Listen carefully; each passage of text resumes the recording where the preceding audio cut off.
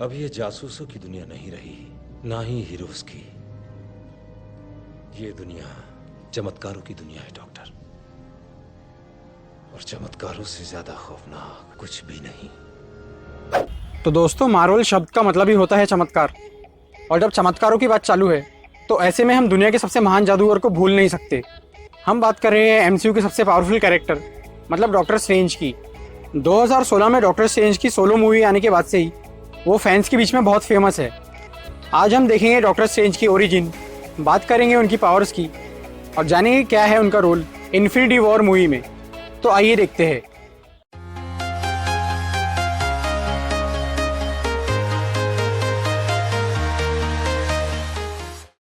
Doctor strange को create किया था राइटर स्टैन ली और आर्टिस्ट स्टीव डिट्को ने, और ये कैरेक्टर इंस्पायर्ड है 1930 के एक radio program Chandu the magician से और ब्लैक मैजिक से। डॉक्टर स्ट्रेंज को सबसे पहली बार देखा गया 1963 की कॉमिक्स स्ट्रेंज टेल्स के इशू 110 में, लेकिन उनकी ओरिजिन स्टोरी बताई गई इशू 115 में, जो कि बिल्कुल वैसी ही है जैसा कि हमने मूवी में देखा। डॉक्टर स्टीवन स्ट्रेंज एक बहुत ही टैलेंटेड मगर घमंडी न्यूरोसर्जन जो कि काम करते थे सिर्फ पैसे और अपने स्टेटस के लिए।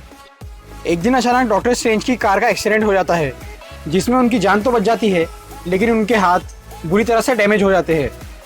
एक न्यूरोसर्जन होने के लिए किसी डॉक्टर का अपने हाथों पर पूरा कंट्रोल होना ज़रूरी है, लेकिन डॉक्टर स्ट्रेंज के हाथ अब पहले जैसे नहीं थे।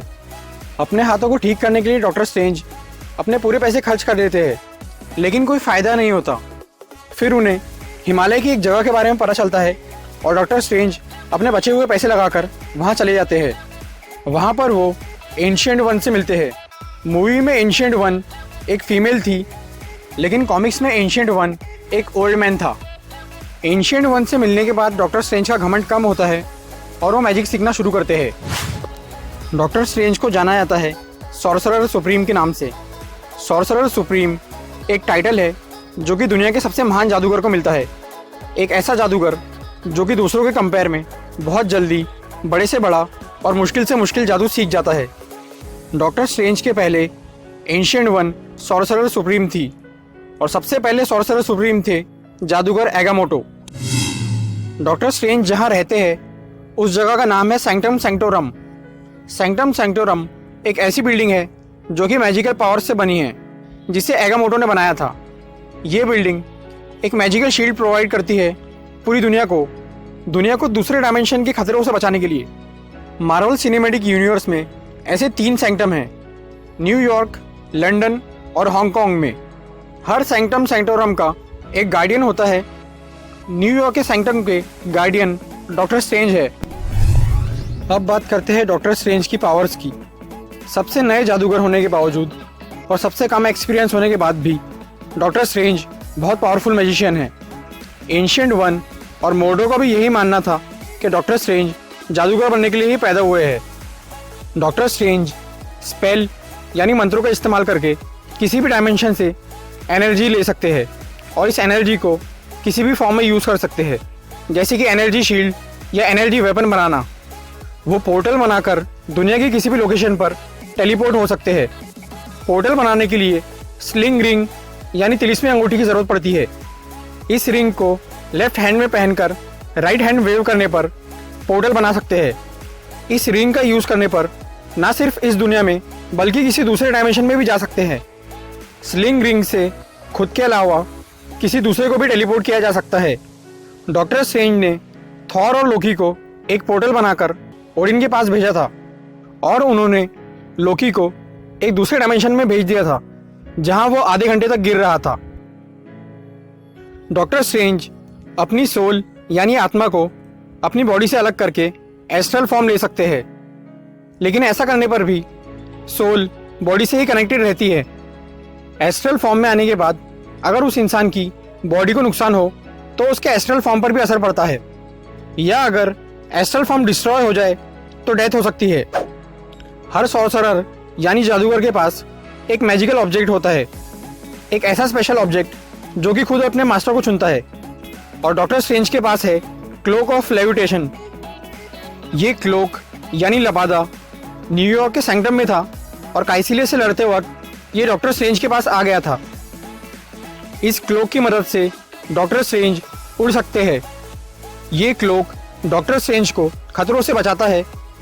क्लोक ऑफ लेविटेशन को छोड़कर डॉक्टर स्ट्रेंज के पास एक और सबसे पावरफुल मिस्टिकल ऑब्जेक्ट है और वो है आई ऑफ एगामोटो।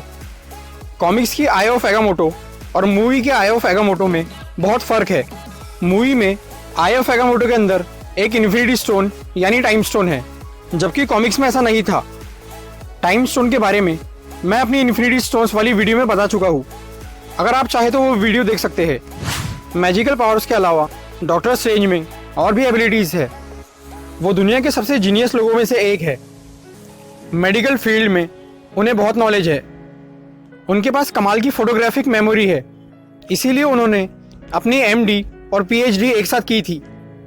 कमर ताज में आने के बाद से डॉक्टर स्ट्रेंज संस्कृत लैंग्वेज सीख चुके हैं और वो मार्शल आर्ट्स में भी एक्सपर्ट हो गए हैं। एवेंजर्स इन्फिनिटी वॉर और एवेंजर्स के 4th पार्ट में डॉक्टर स्ट्रेंज का बहुत इंपॉर्टेंट रोल है। तो चलिए देखते हैं कि डॉक्टर स्ट्रेंज इन्फिनिटी वॉर में क्या करने वाले हैं या क्या कर सकते हैं। डॉक्टर स्ट्रेंज का काम है दुनिया को बड़े खतरों से बचाना, और इस वक्त दुनिया के लिए थेनोस सबसे बड़ा खतरा है, क्योंकि वो सभी इन्फिनिटी स्टोन्स को जमा करके गलत तरीके से यूज़ करना चाहता है। और थेनोस जैसे किसी पावरफुल बीइंग से लड़ने के लिए डॉक्टर स्ट्रेंज का मैजिक ही सबसे ज़्यादा काम आएगा। थेनोस और उसकी आर्मी पूरी दुनिया पर हमला करने वाली है। ऐसे में हमारे हीरोज़ को डिवाइड होकर दुनिया की अलग अलग लोकेशन पर जाने की ज़रूरत पड़ेगी, और इस वक्त काम आएगी डॉक्टर स्ट्रेंज की टेलीपोर्टेशन वाली पावर। डॉक्टर स्ट्रेंज अपने मैजिक से किसी को भी कहीं भी टेलीपोर्ट कर सकते हैं। दुनिया को तबाही से बचाने के लिए डॉक्टर स्ट्रेंज थेनोस या उसकी आर्मी को मिरर डायमेंशन में भेज सकते हैं, क्योंकि मिरर डायमेंशन में कितनी भी तबाही हो उससे असली दुनिया पर असर नहीं पड़ता। और पूरी लड़ाई में जो चीज़ सबसे ज़्यादा हेल्पफुल साबित होगी वो है डॉक्टर स्ट्रेंज का टाइम स्टोन। टाइम स्टोन का यूज़ करके डॉक्टर स्ट्रेंज बहुत कुछ कर सकते हैं। जैसे अगर किसी की जान चली जाए तो डॉक्टर स्ट्रेंज टाइम को रिवर्स करके उसे वापस जिंदा कर सकते हैं। इसके साथ ही टाइम स्टोन से टाइम ट्रेवल करके पास्ट या फ्यूचर के इवेंट्स को बदला जा सकता है। डॉक्टर स्ट्रेंज अगर टाइम को फ्रीज कर दे तो थेनोस की आर्मी को आसानी से रोका या मारा जा सकता है। और सबसे इम्पोर्टेंट बात यह है कि थेनोस को सभी इन्फिनिटी स्टोन्स चाहिए, इसीलिए हमें थेनोस और डॉक्टर स्ट्रेंज के बीच लड़ाई ज़रूर देखने को मिलेगी। लेकिन डॉक्टर स्ट्रेंज से टाइम स्टोन लेना इतना आसान काम नहीं है। थेनोस जब भी डॉक्टर स्ट्रेंज के सामने आएगा तब डॉक्टर स्ट्रेंज टाइम लूप का यूज़ कर सकते हैं, वैसा ही टाइम लूप जैसा कि उन्होंने डोरमामू के लिए बनाया था।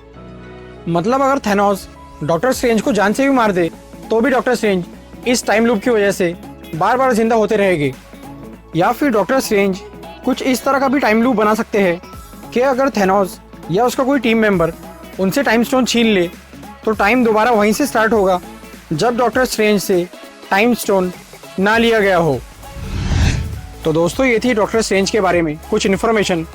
डॉक्टर स्ट्रेंज अपनी मैजिकल पावर से इन्फिनिटी वॉर में और क्या क्या कर सकते हैं, इस बारे में आपकी जो भी राय है हमें कमेंट में ज़रूर लिखिए।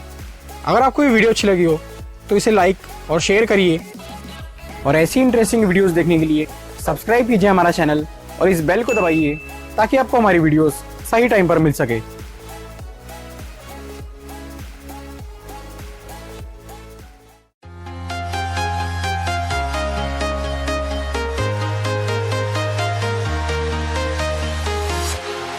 Walking alone, the streets are empty. The only thing I can see is my own silhouette.